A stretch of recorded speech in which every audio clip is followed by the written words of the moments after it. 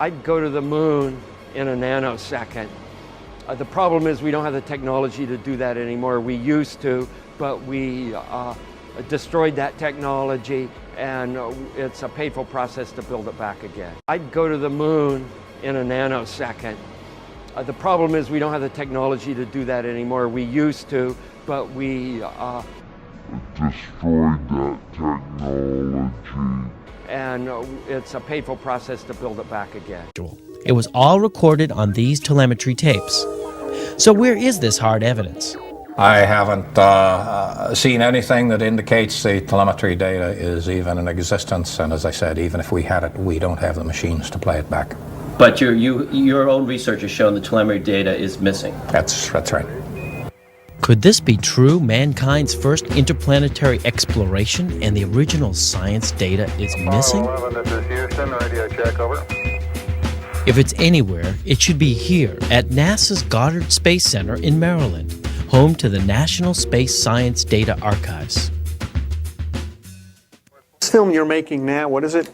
This is a film trying to prove that Apollo 11 happened. Does it have a name? I mean, do you have a name for it yet, I think you're calling it Did We Go? Did we go? Okay.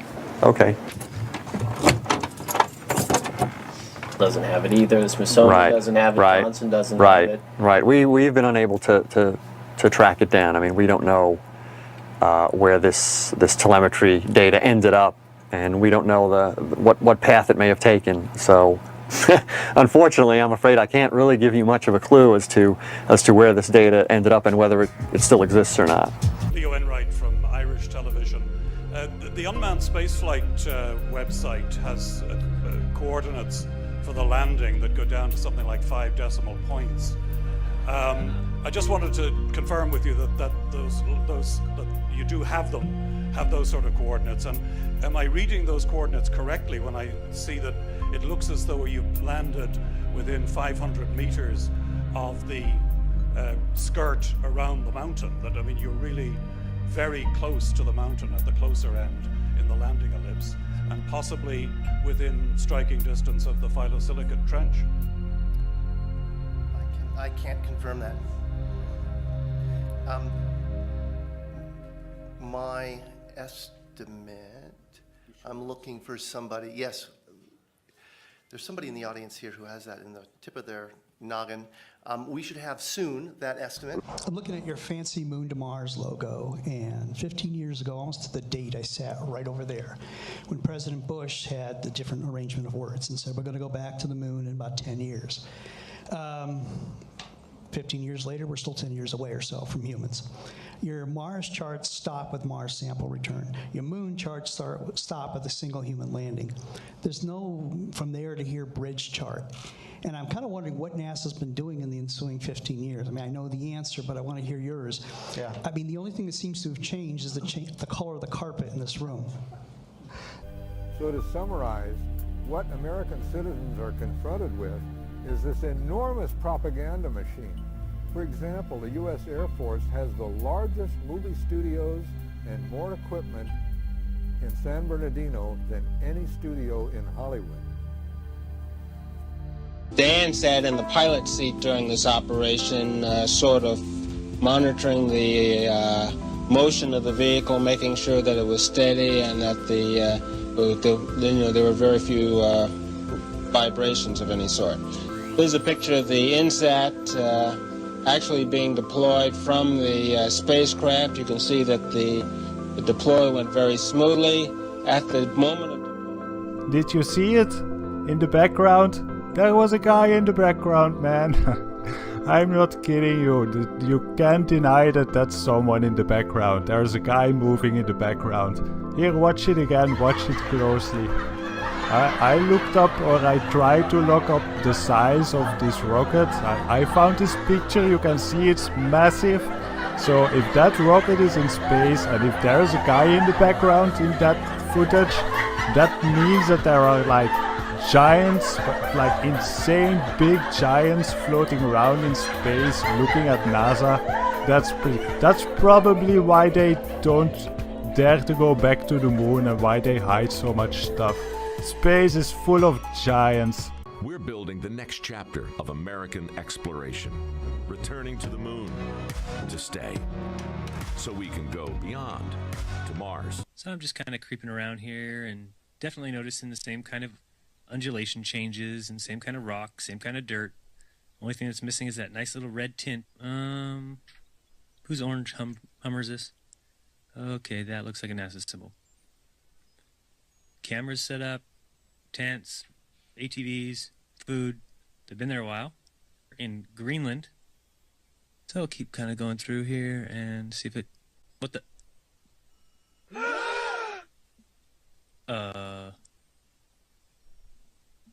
Yeah. So. I think I found out where Mars is, guys. It's just about 1,000 miles north of me. And I played a lot of sports. And all of that happened in a little town called York, Maine, across the United States from where we're talking to you right now. Not quite the distance that NASA says, but I can't find anybody who's in charge of this. They must be hiding behind these rocks. Oh no, there they are out in front of everybody, just standing there. Lovely. Clown number 1, clown number 2, and clown number 3. This thing's just driving around taking pictures. Unbelievable. If you look at Space Policy Directive 1 from the President, he says we're going to the moon, but we're doing it in a way we've never done before. So what that enables us to do, according to the Space Policy Directive, to partner with commercial industry. In other words... Tang. Tang. The energy breakfast drink with rich natural flavor. We want to be one customer of many customers in a robust marketplace between the Earth and the moon. And we want multiple providers that are competing. Welcome to the competition. T-minus 20 seconds. Stage 2 tanks pressing for flight. Flight computer has control of the vehicle. Do we see anything on the sensors that's a problem? Nothing right now. Nothing. I'll say go for launch. T-minus 10, 9, 8, 7, 6, 5, 4, 3, 2, 1.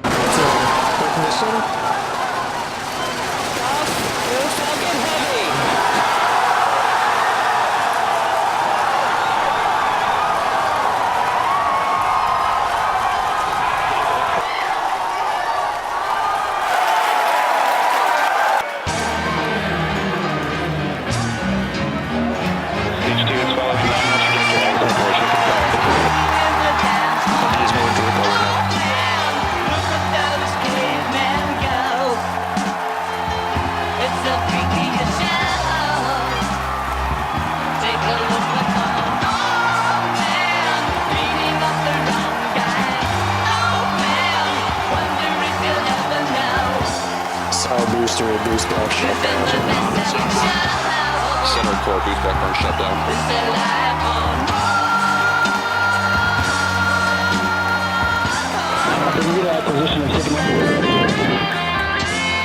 We have commercial companies that are going to be taking our payloads to the surface of the moon in the very near future. Lockheed Martin. In other words, we're going to buy the service.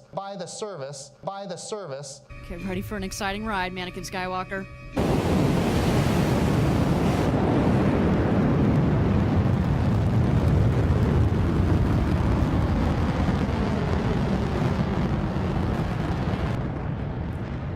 Go, baby, go. We call it the Commercial Lunar Payload Services Program. Specifically in this case, we want to take advantage of the water ice that we believe is available in hundreds of billions of tons on the surface of the moon.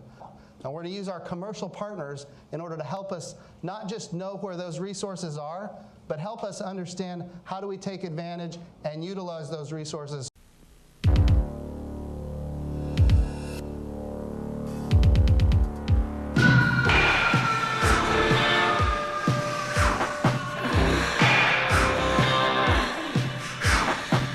Keep your body at its peak.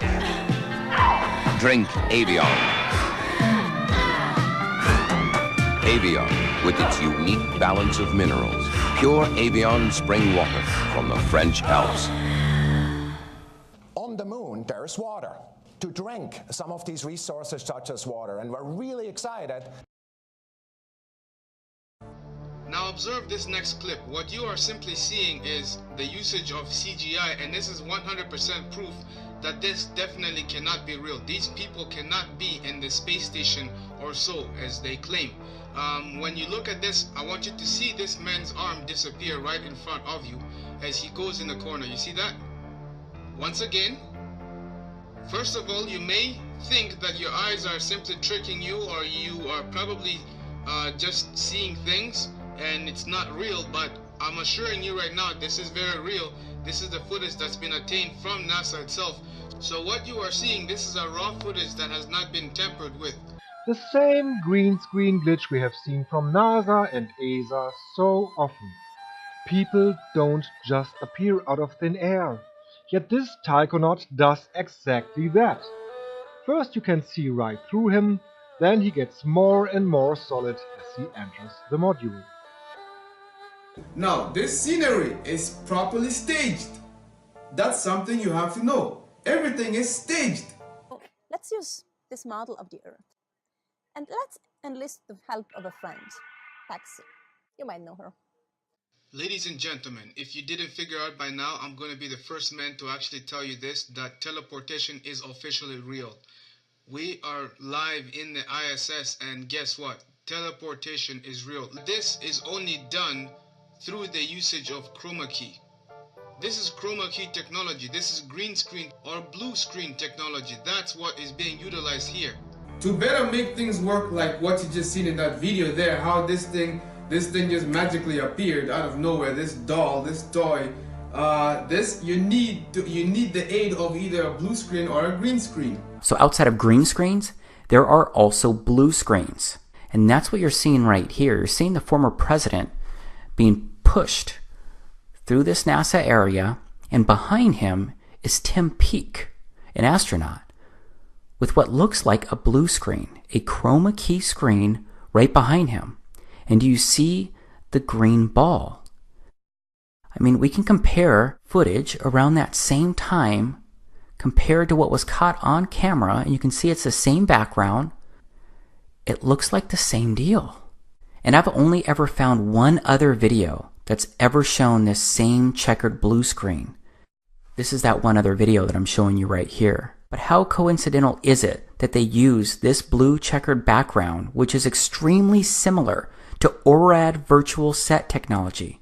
We all know NASA uses wires, and sometimes we'll catch them like this here. The guy pulled on his wire. However, some days when you're filming live, things just don't work out, and it becomes so blatantly obvious, it's ridiculous. So, in this clip, they're talking, live feed, and we have a astronaut go by us in the background, obviously trying to give it a more realistic, spacey, station busy effect. The only problem is the camera that was supposed to mask this harness out, or the video feed, is not working. And so we see the guy come flying along in a harness on his wires. Pretty amazing. But that's not all that goes wrong here. They're wearing augmented contact lenses so that they can interact with these 3D objects. Now, in this scene, the guy on the left in the green shirt, he thinks he sees an object in 3D space that's being broadcast to him. So he grabs it and he puts it off to the side. He's looking straight ahead because he's looking at an object rotating in front of him, but the video channel is down that is supposed to show the viewers what we're supposed to see, and so we don't actually get to see the object that he is seeing. And I would just sum this up as a very terrible, bad, horrible day for NASA doing live feeds. As much fun as this was, there is a time coming when you and I will not be able to tell the difference.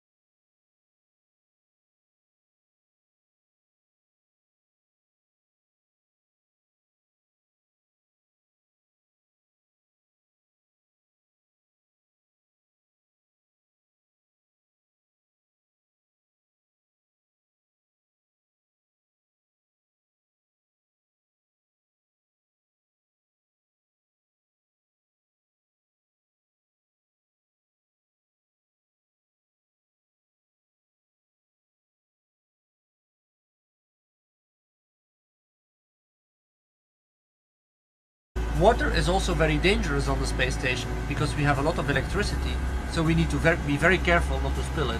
What I like to do is start by just putting some hot water, squirting it onto my scalp.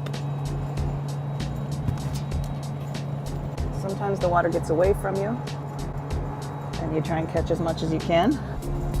Then I take my no-rinse shampoo and squirt it also on the scalp. We cannot wash stuff up here. Just a little bit, and rub it in. I like to follow that by a little more water. You wouldn't use all that water to wash, just because it's a little bit difficult to control.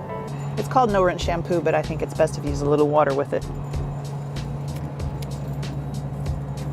And now as my hair dries, as the water evaporates from my hair, it will become humidity in the air, and then our air conditioning system will collect that into condensate, and it won't be long, and our water processing system will turn that into drinking water. Water is also very dangerous on the space station because we have a lot of electricity, so we need to be very careful not to spill it. So we just squirt water into our hair, we add some shampoo, we massage it just like we would on Earth, and then we kind of dry the excess water and shampoo off with a towel, and off we go. So we don't absolutely lose any of the water that we use to wash. Sometimes the water gets away from you. And so today I thought it was a good idea to show you how I wash my hair.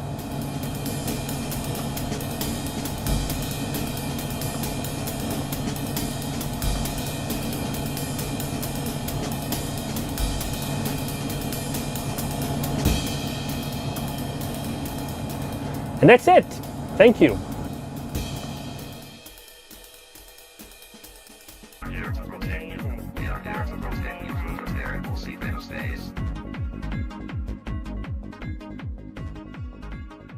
Wow, that is amazing.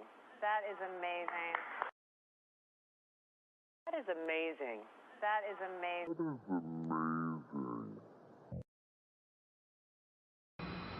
You ready? Okay, just keep telling me. Move back. You don't tell me what it's like to be in space. What's it like to be in space? Well, it's a lot like being in the pool here.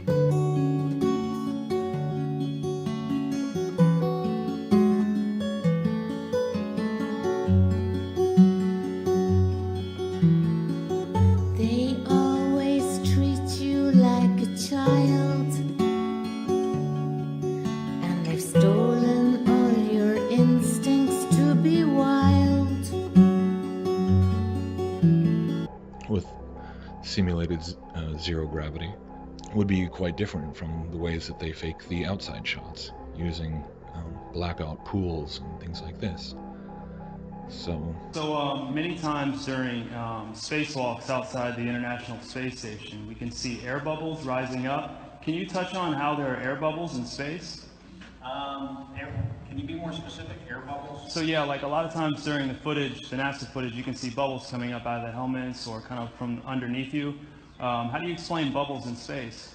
Despite the advanced technologies of multi-layered, computer-generated images, NASA is still unable to remove bubbles in space. Bubbles in space. This summer, get ready for the revelation so unbelievable that only the most observant, perceptive, unbiased will figure it out. Bubbles, bubbles, bubbles in space.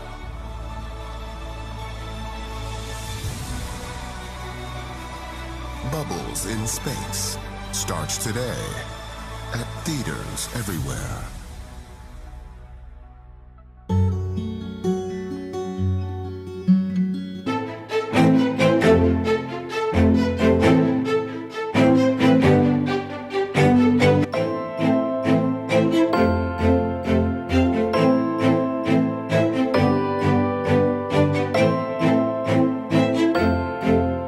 Just take a look at China's spacewalk, 2008. They filmed it in a pool. just like the big space agencies, with the same telltale signs.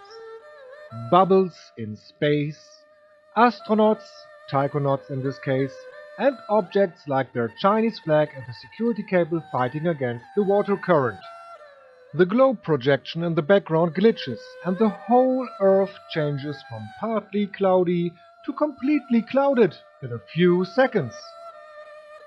For a few extra bucks, the Chinese space actors even throw up a salute to the devil, showing the horned one hand sign just like their overpaid counterparts.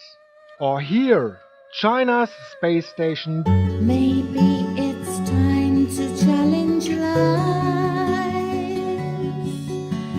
See, the whole world's been hypnotized. Swim, little mermaid. Sink or swim right up. Look 'em in the eye. Swim, little mermaid. With your sword of truth, it's time to pierce the sky.